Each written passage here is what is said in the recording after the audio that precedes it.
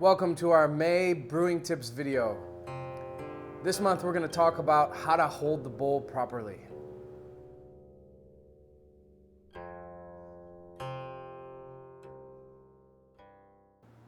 There's a lot that goes into holding the bowl properly. Some of it is tradition, some of it is function, and some of it is energetic. Energetically, holding the bowl properly has everything to do with respect. And respect is at the core of how a tea ceremony becomes transformative for us and for our guests. It's one of the 4 virtues of tea. Respect or reverence is very important. It's us that makes this space sacred. It's us that makes this space transformative. And we do so with respect by showing up. If we all have a mutual respect for this plant as medicine, as healing energy, and the host has respect for the guest, and the guest has respect for the host, that's when magic happens. That's when the magic really occurs in a tea ceremony. It's about centering yourself. It's about being upright, just like in meditation. We often say posture is meditation, meditation is posture. And when you hold the bowl properly, you sit up straight, you sit up right, you show your respect to the tea, you put all your attention and focus on the tea. You'll be rewarded for that because the more you focus on the tea, you're going to experience more. You're going to experience more in the aroma, in the flavors, in the energy, in the mouthfeel, in every aspect. The more quiet we are, the more focused we are, the more we experience of the tea, the more enjoyable it is. A big part of how we show respect for tea is in using 2 hands to hold the bowl. When we use 2 hands to hold the bowl, it makes the tea and the bowl our whole world. The tea becomes everything to us. There's no distractions. We're focused, we're centered. Everything is centered right here, and all of my attention is right here. I can watch the leaves open beautifully. I can smell the aroma. I can focus on the taste and flavor. This is true in everything. When we shake someone's hand, if we shake with just 1 hand or with 2 hands, there's much more feeling in 2 hands. When I greet someone with 2 hands, it shows much more respect to that person. In the same way, when I hold the bowl with 2 hands, I'm holding it with all of myself. I'm holding it with both my left and right sides. I'm centered and I'm surrounded and enveloping it. And it's become the focus of my world. It's true that not every tea session is so focused on tea. Sometimes our tea sessions are about connecting with other people, about conversation even. And tea takes a background place. It sits in the back and just creates a heart space so that we can communicate better with one another. But in those times when we want tea to be the focus, when we're having a more meditative session, it helps a lot to use 2 hands. And I invite you to try and experiment, as we always suggest with every brewing tip. Experiment drinking with just 1 hand and then drinking with 2 and see what the difference is. When I drink with 1 hand, it's very easy for me to turn to the person next to me and have a conversation with them, or the person over here and have a conversation with them. It's very easy for me to get distracted away from the tea. It's very easy for the tea to leave me, for me to slowly migrate my arm over here. And I'm not holding it in the center of my body anymore. I'm holding it off to the side. Not to mention that when both hands are involved, then all of my chi is involved. And that will actually impact the flavor, aroma, mouthfeel, and energy of the tea when both of my hands are used.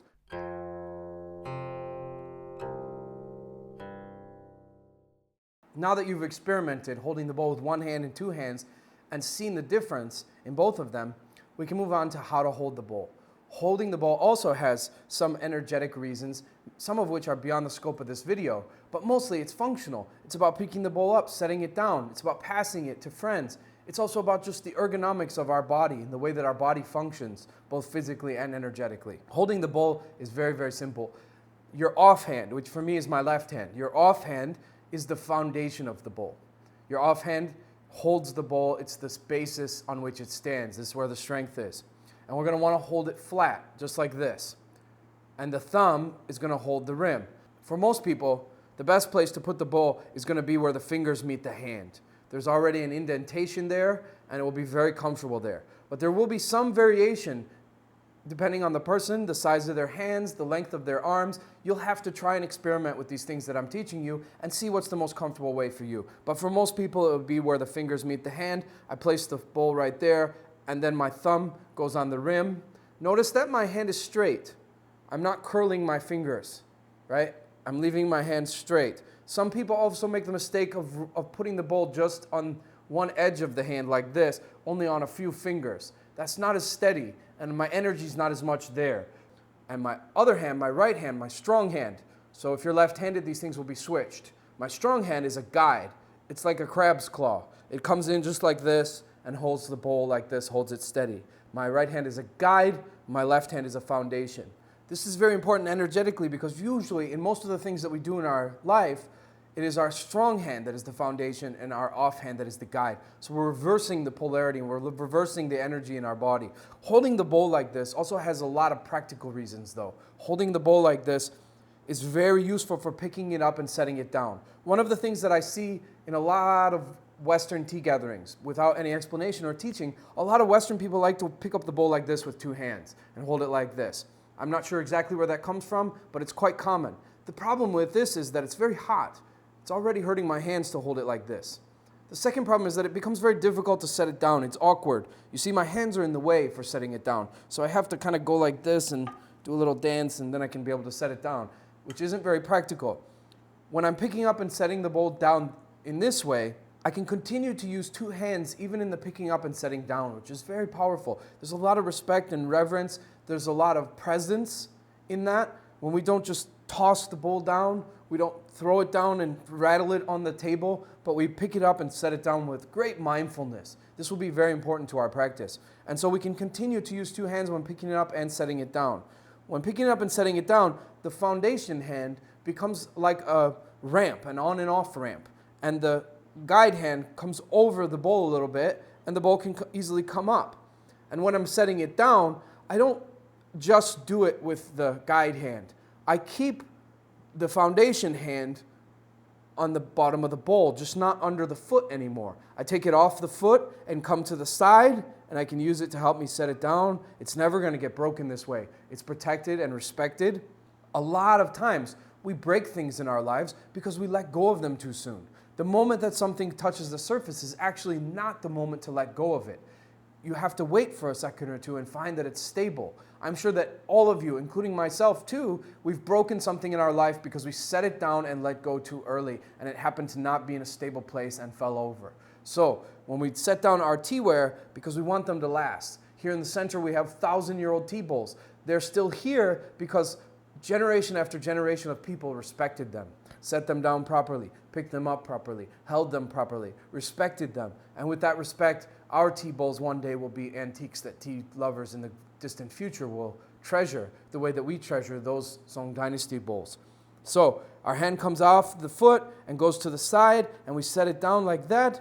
And in this way, it will never get broken. In this way, I'm setting it down mindfully. I'm making sure it's stable before I let go. I don't let go right away. And I don't disturb anyone. I'm not rattling my bowl across the table. I'm not making any sounds, so I'm not disturbing any of the others who may be meditating with me and drinking tea in silence. I'm nice and quiet. And this is a very practical way to pick up the bowl and to set down the bowl, right? It's the ergonomics of my body. My body is hinged this way. To set down this bowl, pick it up this way, pick it up this way, set it down this way. You can see that my elbows, they're hinged this way. They just work this way. It's very easy, it's very fluid. Sometimes when sitting at a table, instead of bringing the hand off the foot and putting it on the side, I bring the hand off the foot and bring it to the side like this and set it down, because the table is a little bit higher. But if you're sitting on the floor, then you're definitely going to want to bring the foundation hand off the foot and to the side and set it down like this. But sometimes when you're sitting at a table, you can bring it off the foot and bring it to the side like this, and it becomes a kind of guide. They kind of switch roles. This one's holding it up, and this one's guiding it down, and I set it down nice and gently and quietly. Now the question then becomes what to do with the shoulders and elbows. If the elbows are in tight, it's not comfortable. If they're out too far, like wings, it's also not comfortable. But we have this really romantic sentiment, which is that if you keep the bowl at your heart, and bring it from your heart to your mouth and from your heart to your mouth, your elbows and your shoulders will just find their own place naturally. And you'll find that when you hold the bowl properly, you sit up straight, naturally. You naturally sit up straight. You naturally become centered onto the tea. And you bring it from your heart to your mouth, from your heart to your mouth. Another thing that we try to practice is not setting the bowl down until we're finished. This doesn't mean you have to hurry up and drink the tea quickly. You can take as long as you want. But don't set it down. Hold it. Be with it. Watch the leaves open. Or look at the beautiful liquor. Smell the aroma. Look into the bowl. Look into the leaves. communicate with it. There's heat traveling up my arm. There's this beautiful ball of warmth right around my heart and chest. And I bring it to my mouth and back to my heart, and I hold it here and focus on it, focus on the mouth sensations, focus on the flavor and aroma, focus on the chi flowing through my body, and have a much more intimate connection with the tea. Some Western people, as I said, like to hold the bowl like this with two hands, which is very hot and difficult to set down. But when we're holding the bowl like this, right, it's not so hot. We have the foot. Of course, you're going to want to choose a tea bowl that has a foot. Some tea bowls don't have a foot. If they don't have a foot, they're going to be very hot and difficult to drink from. But if it has a foot, holding it like this will be very easy. And if you find it too hot, you have but to just pull it out. Use the guide hand and pull it out to the end of your fingers. And then it becomes much easier to hold. If it's still too hot for you, you can go up onto the tips of your fingers. And if it's still too hot, you can dance. But the more that you drink tea, the less you'll have to do the dance. And you'll be able to just maybe hold it at the end or push it in more. Energetically, it definitely makes a big difference if it's in right where the fingers meet the hand. But if it's too hot for you for that first few sips, you can pull it out and put it on the tips of your finger like this, and it won't be hot at all, and it's very easy to drink. And then as it cools down, you can push it back in. Energetically, the offhand is pushing the tea, and the strong hand is guiding the tea. We're actually going to use the strong hand to tilt the bowl. Now, there's two kinds of slurping. We all slurp naturally because the tea is hot. When it enters our mouth, we slurp a little bit, and that's how we control the temperature in our mouth. But there's another kind of slurping where if I hold the bowl straight, I have to suck the liquor up, and that will distort its energy. If I learn to tilt the bowl, it's just an ever slight tilt, just a teeny tilt as I'm drinking. The tea liquor goes into my mouth and down my throat much more smoothly, much more beautifully by tilting a little bit. You can actually feel the energetics of this a lot more clearly when you get to the bottom of the bowl. So pay attention to those last 3 sips. Pay close attention, and you'll see that somehow, not quite physically, but not quite energetically either. It's difficult to describe, but somehow it's almost as if this hand, the offhand that's pushing, is just pushing a little bit harder than it really is. It's just pushing a little bit more than what you think. It's actually just doing this and doing it very slowly, but it somehow feels like this. And the guide hand is just turning ever so slightly. It's just doing the slightest turn. And yet it somehow feels like it's a little bit more. It feels like there's a little momentum. And what people share with me all the time is that, wow, when I hold the bowl like this, I feel the momentum of the tea. I feel it go in much more naturally. I feel that it travels on its own. It has its own momentum. And that will definitely affect the way that the medicine integrates into our subtle body. One of the most common mistakes that I see is a little bit of a loss of the tension of the foundation hand. Keeping it straight when you get up near the top requires a teeny bit of tension, but it's like meditation. Meditation should have a teeny bit of tension. If we're too comfortable in a meditation posture, then we start to get sleepy, whether that be literal sleepiness as in falling asleep, or sleepiness as in wandering of the mind, the metaphorical asleep, not present, that kind of sleep. So we need a little bit of tension in Zazen, a teeny bit that keeps us awake and focused. In the same way, there's a little bit of tension in the foundation hand if you keep it straight, if you keep it level, if you keep it strong. There's a little bit of tension when you get up to here, right? And a lot of people, they'll relax that tension and go up onto just the tips of these fingers, which is more comfortable for them. It's more comfortable for them to go up just to the top 2 fingers, to turn the foundation hand, to turn it this way. But when that happens, you lose a lot of the energetic power of the offhand as the foundation. You break the circuit. You break the Tai Chi circuit between the 2 hands in the bowl. So try to practice keeping your hand flat. Keep it flat all the way. As you practice this, you'll find that another reason that a lot of people are turning their hand this way is because they're not using the guide hand. They're not tilting the bowl. This hand is just holding it, but it's not tilting. If you're not tilting the bowl, it becomes very difficult to keep this hand straight. And so what they're doing is, instead of guiding the bowl with this hand, they're flattening the offhand like this, right? And that's how they're getting the bowl up to their mouth. But when you're turning this, it's easy to keep this flat, because then as I'm turning the bowl a little bit, the offhand is also turning a little bit. The offhand is also turning a little bit to stay on the bottom. So I don't need to open this hand. I don't need to open it like this because I'm turning with the guide hand and my foundation hand stays flat but turns a little bit naturally. And then I'm keeping that circuit of pushing the tea in very naturally. Try practicing it. Try keeping that just a little bit of tension, and also make sure you're guiding with your strong hand so that the offhand is turning a little bit like this. And you'll find that the tea goes in so much smoother. As you travel on your tea journey, you will discover deeper, more profound reasons for holding the bowl in this way.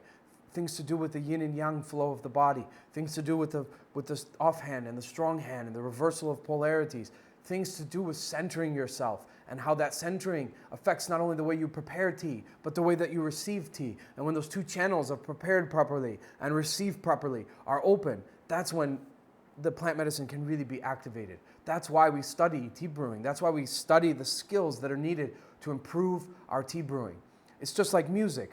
We start out, of course, with a love of music. We love music and we want to play it. But then, because we love music, we want to learn how to play it properly. We want to learn how to play it. We want to explore it. As we explore it, we gain new tools. We gain new methods. And yes, we can begin to put those together creatively in new ways that others have not. But we have to learn the structure of music itself. We have to learn the instrument. We have to learn how to hold it, how to play it properly. And we have to get all those tools. And we do that with a passion. We do it with a verve because we love music. If you love music, then you want to play it better. In the same way, if you love tea, then you want to prepare it more beautifully. You want to prepare it so that it's better to drink, so that it's more beautifully prepared, so that your guests experience a more transcendental state, so that they're impacted by the tea in a positive way. In the same way, as a guest, you want to hold the bowl properly. You want to be a proper guest so that you can receive what that person has made with their heart. The heart and spirit and skill and training and practice that they have put into their tea bowl,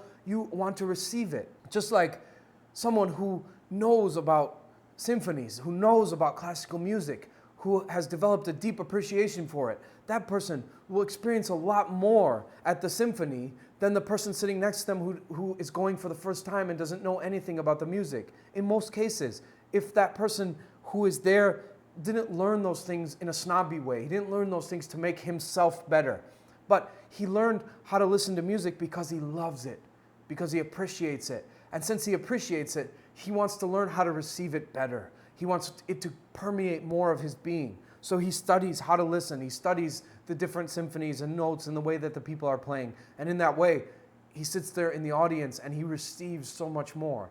Just like that, as guests, we can also learn how to receive tea, how to hold the bowl properly, how to drink the tea properly. And then all of the effort that the person has put into the preparation will be received by an open vessel. Another analogy maybe is cooking. If a master chef takes his 20 years of training and then he puts all of his heart and soul and makes a beautiful salad, and then somebody just scarfs it down while they're watching TV, then a lot of the heart and soul and spirit that that person put into making that salad is lost. And that's not to mention if the farmer also put a lot of reverence and a lot of heart and soul into the growing of those vegetables, then both the growing and the preparation, all of that energy, all that love is deflated. Of course, some of it is still going to get into that man who's scarfing it down as he watches TV, but it's not going in as full as its potential. So if a tea is grown with heart and love and then prepared with heart and love, we should receive it with heart and love, which means holding the bowl properly, holding it with respect, holding it the way that it wants to be held, holding it so that the tea flows into us more deeply, holding it in a way that facilitates all of our mindfulness and attention and focus so that we can use all of that mindfulness and attention and focus to appreciate all the love that has gone into growing these leaves and all the love and skill that has gone into preparing these leaves for us. And that's what makes a good chajin. All three of these things, when these three things come together, the proper growing, the proper preparation, and the proper reception, this is where a lot of the magic of tea is. So I invite you to practice holding the bowl properly. Do experiments between one hand and two hands, between properly holding the bowl and improperly, between turning your hand out if you find that you have a tendency to do so and holding it flat and using the guide hand more, between the energetics of the foundation as a push and the guide hand as a turn and the way that the tea goes into your body. Experiment also with holding the bowl and not setting it down until you're finished, so that the warmth can be there, so that your attention and focus can be there. Experiment with all these things. Don't take our word for it. Try yourself and see what the difference is, and post in our comments or in discussions, various places on all of our social media, to tell us what you think and what you've discovered as you've tried these things. And as you do these experiments, remember, love is changing the world, bowl by bowl.